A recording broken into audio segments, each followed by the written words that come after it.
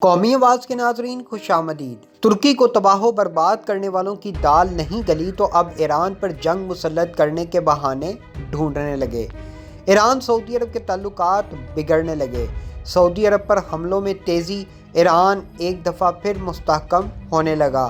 امریکی ایوانوں میں ہلچل، چین کی چالیں کامیاب، پاکستان کی کامیاب حکمت عملی نے بھارت کی نیندیں حرام کر دیں۔ عرب ممالک میں بڑی تباہی سامنے آ گئی۔ محمد بن سلمان آپے سے باہر۔ ایران کی پاکستان سے بڑھتی قربتیں محمد بن سلمان کو ایک آنکھ نہ بھائیں۔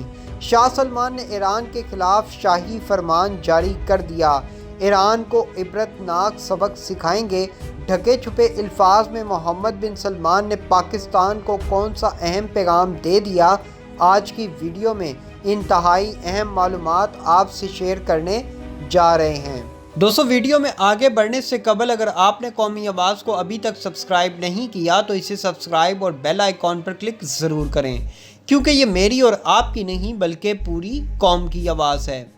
سعودی عرب کے عملاً حکمراں ولی عہد شہزادہ محمد بن سلمان نے متنبہ کیا کہ مملکت کو دھمکانے والوں اور سیکیورٹی اور استحکام کے لیے خطرہ بننے والوں کے ساتھ آہنی ہاتھوں سے نمٹا جائے گا۔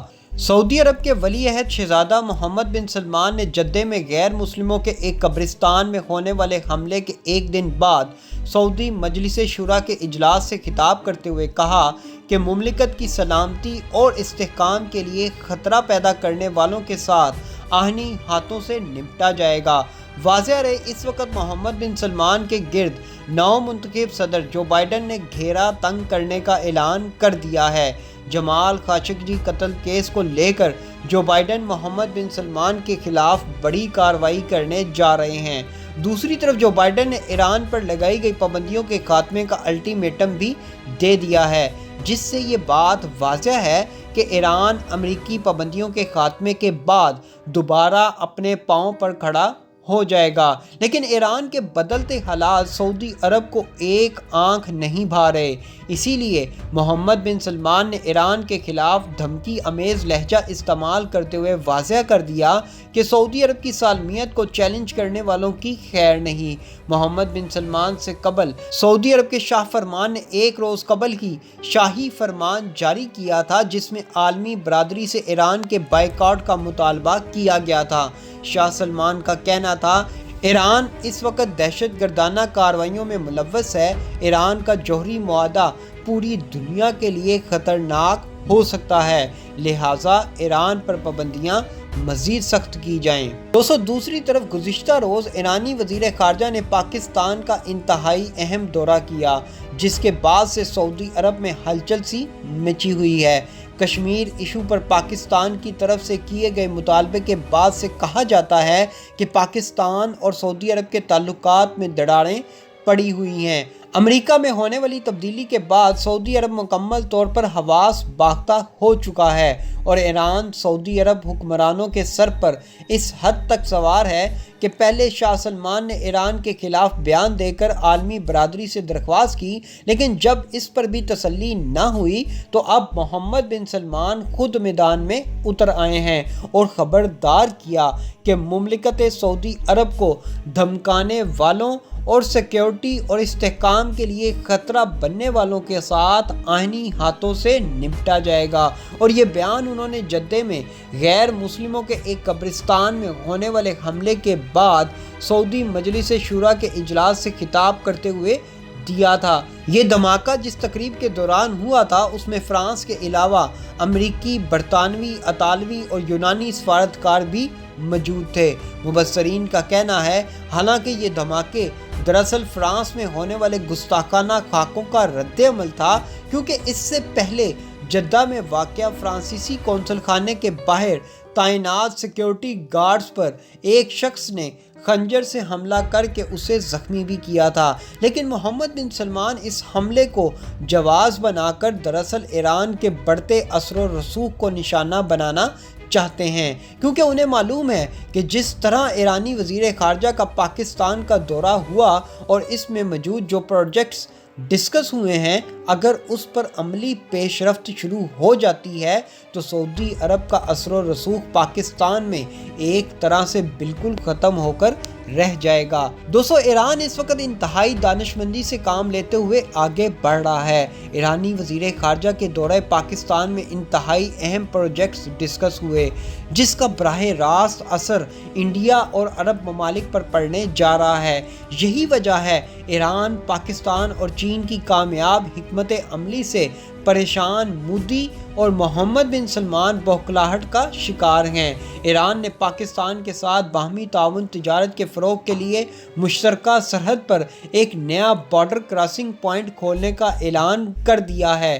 یہ بارڈر کراسنگ پوائنٹ رمضان کے مقام پر ہوگا، جو چابہار بندرگاہ سے صرف 130 کلومیٹر کے فاصلے پر سیستان اور بلوچستان کی سرحد پر واقع ہے، جبکہ یہ امید بھی ظاہر کی جا رہی ہے کہ پاکستان بھی اپنی جانب سے گبڑ کراسنگ پوائنٹ کھول دے گا تاکہ دونوں ملکوں کے درمیان تجارت کو فروغ دیا جا سکے، کیونکہ یہ سبزیوں، پھل، لائف سٹاک اور پیٹرولیم مصنوعات کی امپورٹ اور ایکسپورٹ کے لیے بہترین مقام ہے۔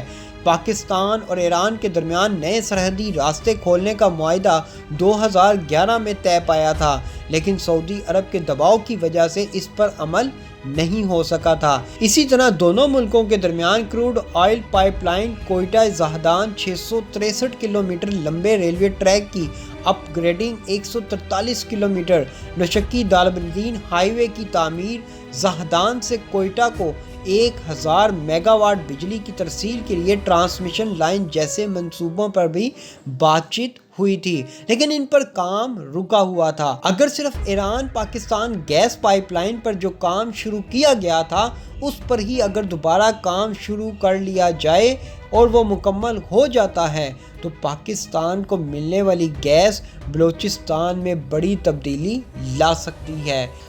دوسری جانب پہلے اگر سعودی عرب خود ایران کے خلاف کچھ نہیں بھی کر سکتا تھا تو وہ سارے کے سارے کام امریکہ سے کرواتا تھا۔ صدر اوباما کے دور میں جو ایران کے ساتھ جوہری معاہدہ کیا گیا تھا، جس کے بدلے ایران پر تجارتی سختیاں ختم کر کے جوہری سرگرمیوں پر نگرانی بڑھ گئی تھی، اس معاہدے کو صدر ٹرمپ نے بدترین معاہدہ قرار دے کر اس کے لیے امریکی حمایت ختم کر دی تھی، اور یہ سب ٹرمپ نے سعودی عرب کی محبت اور دوستی میں ہی کیا تھا۔ لیکن سعودی عرب کو فکر ہے کہ وائٹ ہاؤس دوبارہ تہران کے ساتھ مذاکرات کی میز پر آنے میں دلچسپی رکھ سکتا ہے، جس سے ان کے مفادات کو نقصان پہنچے گا۔ ماہرین کا کہنا ہے اب لگ رہا ہے کہ معاملہ پھر الٹ ہو جائے گا۔ جو بائیڈن نے کونسل برائے خارجی امور کو بتایا تھا کہ وہ یمن میں تباہ کن سعودی جنگ کے لیے امریکہ کی حمایت ختم کر دے گا اور سعودی عرب کے ساتھ تعلقات کا از سر نو جائزہ لینے کا حکم دیں گے۔ ایک بات بڑی زبردست ہے، کشمیر ایشو کو لے کر پاکستان کی حکمت عملی بڑی کامیاب رہی اور پاکستان کو دوستوں میں چھپے دشمن صاف نظر آنے لگے۔ پاکستان نے اپنے مفادات کو سامنے رکھتے ہوئے جو فیصلہ کیا تھا وہ بالکل صحیح ثابت ہوا۔ ہمیں کشمیر جیسے معاملے پر اپنے حمایتی حاصل ہو رہے ہیں، جبکہ سعودی عرب جس نے پاکستان جیسے دوست کو چھوڑ کر بھارت اور امریکہ کا ساتھ دیا، وہ اب ٹرمپ کے جانے کی وجہ سے مشکلات کا شکار ہو گئے ہیں۔ آنے والے وقت میں پاکستان اور اس کے اتحادیوں کو کوئی مسئلہ نہیں ہے، یہ مسئلہ اس وقت عرب ممالک اور بھارت کو ہے، جن کا یار ٹرمپ بدترین شکست کے بعد اپنے گھر جانے کی تیاریاں کر رہا ہے۔ یوں سمجھ لیں ٹرمپ عرب ممالک اور مودی کو مشکلات کی ایسی دلدل میں دھکیل چکا ہے جہاں سے ان کا نکلنا انتہائی مشکل ہے۔ ایسی مزید معلوماتی ویڈیوز دیکھنے کے لیے قومی آواز کو سبسکرائب اور بیل آئیکن پر کلک ضرور کریں، کیونکہ یہ میری اور آپ کی نہیں بلکہ پوری قوم کی آواز ہے۔